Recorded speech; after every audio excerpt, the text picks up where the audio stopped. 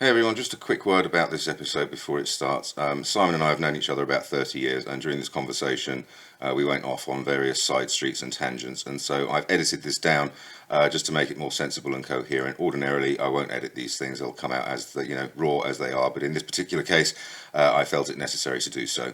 So I just wanted to mention that and make that clear before we start. Hope you enjoy it.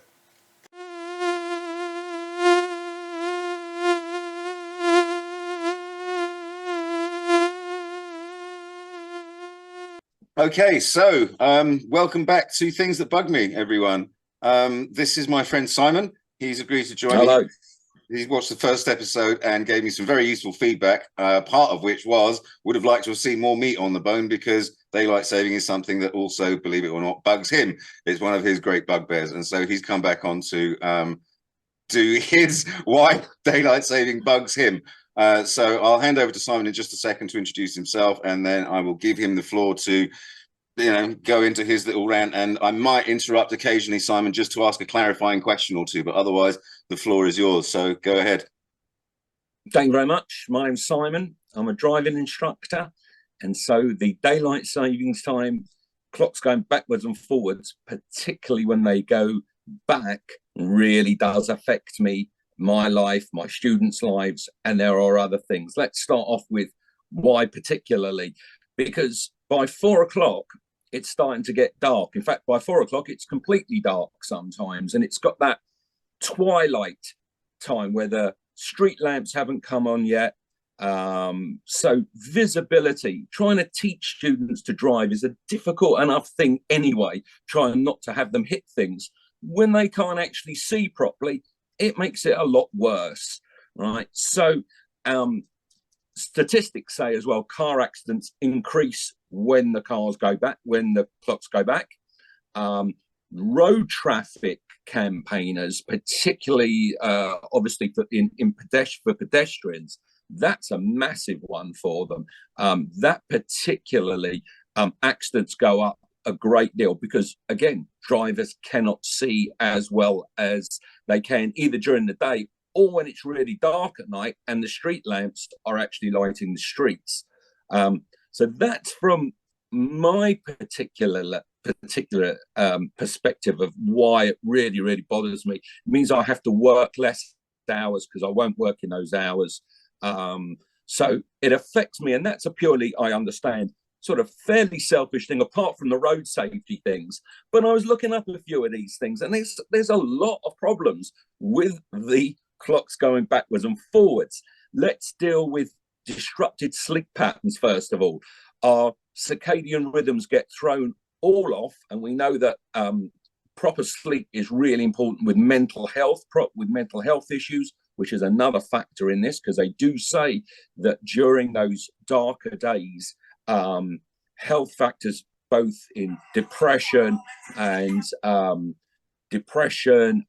in all kinds of those kind of health disorders, but also actual physical ones. So I'm reading that doctors have said, it was in the Lancet that said that heart attacks increase. There's an increased risk of strokes as well, right? This is a terrible thing. It is a terrible, terrible thing, right?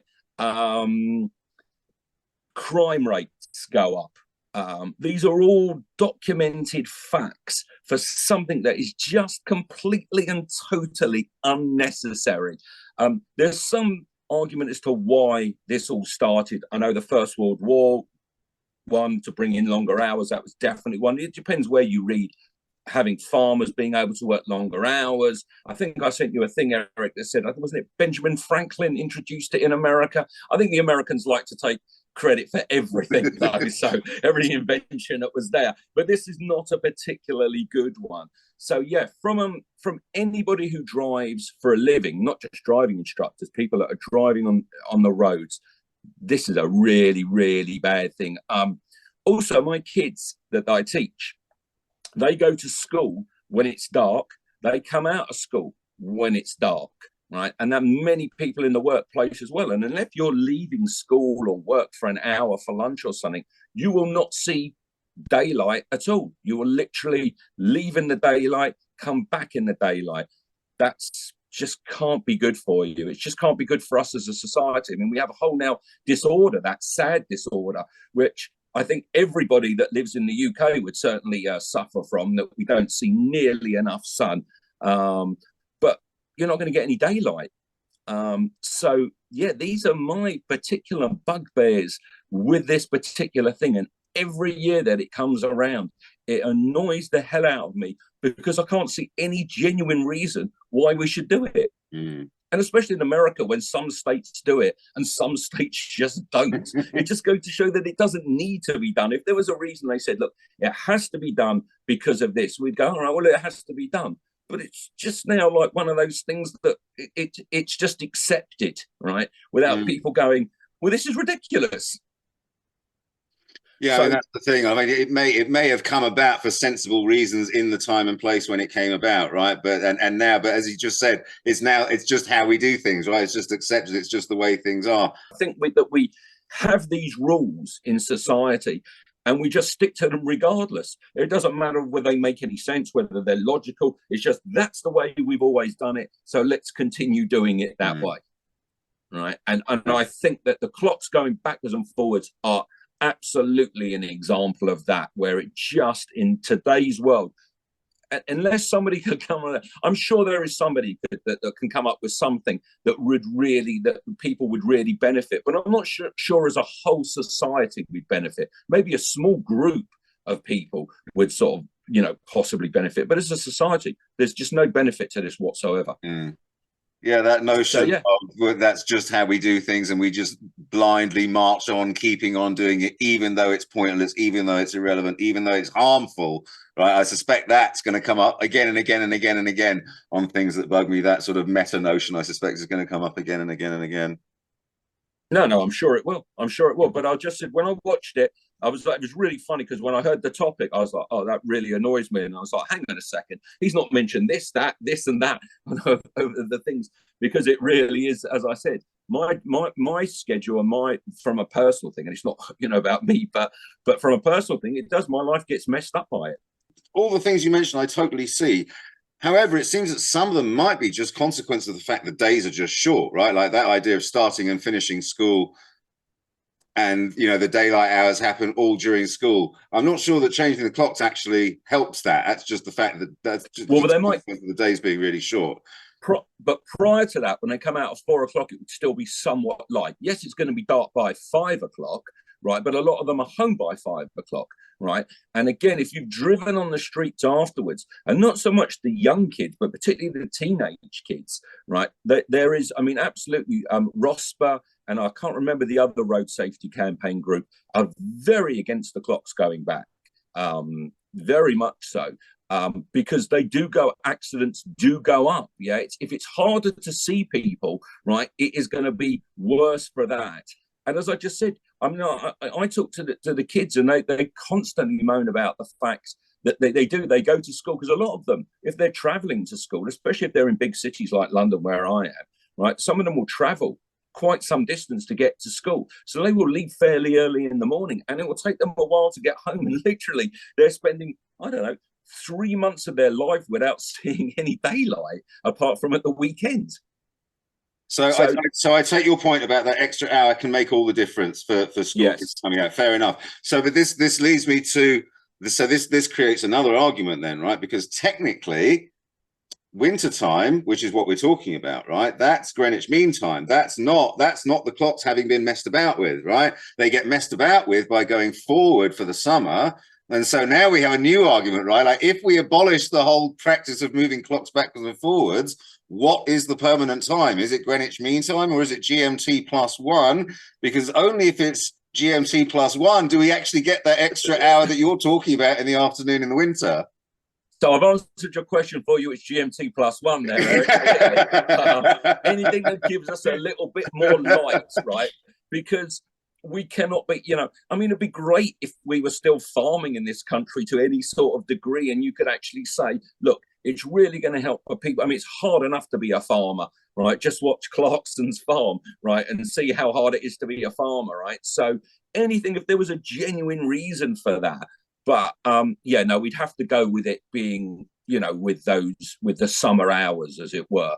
So that, you know, and as I said, it's not such a, yes, it's still going to be fairly dark in the mornings, right? It is going to be in the winter time. It's still Well, going if to you be, do GMT plus one, then it's dark for an extra hour in the morning, right? That's in the the price morning, you pay for your 100%. hour of extra daylight. There's a great, I think I mentioned this to you before, but I'll just say it for the recording. There's a great a Native American saying, right? Only the white man thinks he can cut 1 foot off the end of the blanket, stitch it onto the other end, and think he's made the blanket longer. Yeah, that is exactly what the whole, you know, that the whole changing the clocks is about. It's literally about that. I think though, even in in the mornings going into, so just from my side, just from that for the school kids, yeah, it's a slightly more staggered going in than it is coming out. Coming out, it's all of a rush, right? Where people do tend to come in at different times, you know, different, you know, like the sixth form will come in at slightly different time. And so, and a lot of people are getting school buses. So you're not going to be able to change that. I understand, you know, the actual answer to move is just to move to a sunnier country. But that one in that particular one at twilight, is really, really difficult. And I find it, even as a professional driver, really difficult to drive in that thing when the street lamps, where it's just getting dark and the street lamps are not on or not working because it's not quite dark enough. I find it, as somebody that's been driving for, you know, 40 years, I find it difficult to drive there. So for me, trying to teach, you know, kids to drive, as I said, I stop by 4 o'clock in the winter. I'm stopping, and I normally work till 5, 6 o'clock in the summer hours. So it's less hours for me, because it's not going to help to do those earlier on anyway, because it's dark, as we said before then anyway. And I don't particularly want to sit in the traffic, but that's a whole different matter. But yeah, I can see. No, when I was looking this up, because when I saw your video, I was like, hang on a second, there's more to this there. And then I saw loads of things. There are loads and loads of articles. You know, one of the things, some of these things I pull from the New York Times. So it's not just sort of like little sort of regional newspapers that are discussing it. The Lancet discussed it. You know, the American Medical Association have discussed it. I couldn't see a single thing that was for the positive, right? People saying this is really where we benefit, and it's such a good thing because of this. There is no this. So if there is no this, you would have thought they'd have gone. It'd have been a fairly simple thing to just to have gone. Well, this okay, was from next year we're not changing the clocks. Yeah, this was my point in the second part of the video. Is we have pretty simple things to sort out, right? Like it's an obvious problem and a pretty easy one to sort out. And the fact that we don't speaks to how awful we are at actually coordinating stuff globally. Right. I mean, I would be quite happy for England just to opt out of it. Yeah. You know I mean, you know, do you know what I mean? The rest of the world can. No, fair enough. For your life, I get that, but it doesn't solve the problem of people who are having to have meetings with people across other time zones, some of which are changing, some of which are not, right? Which is kind of, given my life situation, that's my main objection, right? Because a lot of my life takes place on Zoom, and so it's a genuine inconvenience for me, you know, arriving late or early, you know, people arriving late or early for things. So yeah. I would have struggled if you'd have said to me, Simon, come on and make the case for keeping it as it is. And I'd have looked it up. I would have struggled to find anybody who thinks that this is a good idea. So given that, right, it is unbelievable that we've just kind of sleepwalking our way through this, where a simple thing to make people's lives, I don't expect them to fix potholes, because that's clearly way above any kind of government agency's power to do. But they could do this one in a stroke. They wouldn't have to change road signs. They wouldn't have to change. I don't think they'd have to change they wouldn't have to change the law. No, wouldn't have to change anything. No, nothing. I mean, I know in some countries you have to drive. Just have to decide not to do it. You don't have to in Britain. Yeah. So there's literally nothing. It would be the easiest thing. I know everything would have to be a vote of Parliament, but I can't imagine that any party is going to go, no, we're really not for that. No, but I tell you what, the argument would be is what we talked about before. It would be the GMT plus oneers versus the GMTers, right? This is going to be the argument. It'd be like Brexit all over. Yeah, exactly. There'd just be people slaughtering each other on Twitter, calling each other Nazis for being GMT plus one. It's like Nazi Germany, they'd be saying, you know.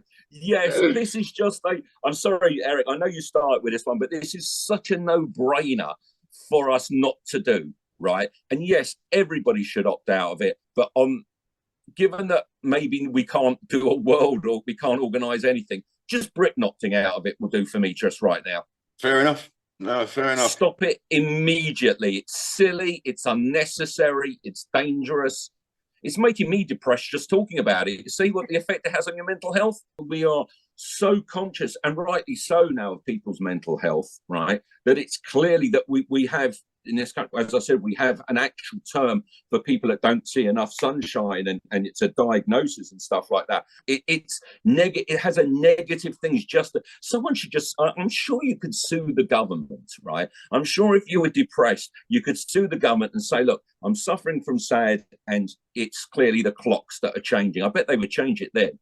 First lawsuit. So it seems to me that a lot of the problems that you're talking about are actually, I mean, exacerbated by the messing around with the clocks, yes, but actually a lot of them are consequences of short days, right? There just aren't very many hours of daylight in the day. There's a lot of dark hours and not very many daylight hours. And I don't know if you remember, but in the last little bit of my video, I was talking about Kairos versus Chronos time, right? And like I was a teacher, as you know, I was a teacher for quite a long time, and one of the things we do in the teaching profession is we take our biggest, longest holiday right in the middle of the summer, right? And everyone takes their holiday at the same time, which means that everywhere you go on holiday is really expensive and crowded and blah, blah, blah. But apart from that, you're actually taking the longest days of the year and not going to school, and the shortest days of the year when school is actually a hassle for all the reasons that you've mentioned. So how would you feel about the idea of reorganizing society such that we do more in the summer? School runs for longer hours, so with less holidays in the summer and shorter hours with longer holidays in the winter, and actually try and fit our lives in with, rather than imposing, well, we have to have the same hours for everything year round, irrespective of how many hours of light and darkness there are in the day, right? Office hours are the same, school hours are the same, everything is the same, right? But even though the days are totally different, how about actually having different work days, different flows of work and non-work as the seasons change, rather than imposing Chronos onto Kairos, allowing Kairos to dictate Chronos a little bit? What do you think? No, so the basic principle of that, I agree. And I actually live that because I work longer hours in the summer than I do in the winter. So I'm actually proof of that because I can work longer hours. The problem with it, of course, is if people were to take their summer holidays, let's say in November, the suicide rate in Britain would go up dramatically because we know how depressing Britain is in November. You've now booked your holiday at the seaside, right? And that's not going to be a fun thing. So I think that the summer holidays are done because the weather is so shit here that we have to have, and I don't know if that's for the rest of Europe, they could possibly do that, but still, I suppose that's the thing. If you're talking instead of having a 6-week summer holiday, you did a 3-day week for 4 months in the winter instead of a 6-week summer holiday. You did a 3-day school. I think that's. I like the idea. I would still do like a 2 or 3 week, but then again, they would be really expensive those weeks to go. Yeah, well, then you figure out some way to rotate that, where segments. No. Do you know what I mean? You don't have everyone out of school at the same time. You can figure out some way to rotate this. No, it would make much more sense for kids to be in school in the summer. The only one thing I suppose, again, we're going back to our childhoods, because I don't think this is such a relevant thing now. Our childhoods, our whole summers were spent outdoors from the moment we woke up till 10 o'clock. I mean, we live in the northern hemisphere, so it's light in England till 10 o'clock in the evening. Sometimes I wouldn't get in till 10. My mum wouldn't have a clue where we were, right? Or but you were just in the park. But so the kids would miss out on that. Yeah, absolutely. But of course, kids don't actually go out now, so they're sitting on their computers or on their phones. So it doesn't really matter whether it's light or dark out, I suppose, really, for those kind of things. If you're looking at modern society, I suppose it doesn't really matter. But it would have made a great difference. It would have made a great difference to our lives growing up if we hadn't have had those summer days. Were definitely the best I can remember. I don't remember great days at school, but I remember brilliant summers. Just being in the park, playing with your friends, going on your bikes, playing football, doing whatever you were doing. But different worlds. So I think what you're saying is more practical in today's world, because as I said, I'm not sure kids actually go outdoors really. So but I suppose that would be the counter argument for it, wouldn't it? Is that it gives you the two things. Number one, it gives you people a chance to go away on holiday, which is a chance to relax, refresh their batteries, get a new perspective. And I think holidays are quite important for those kind of things.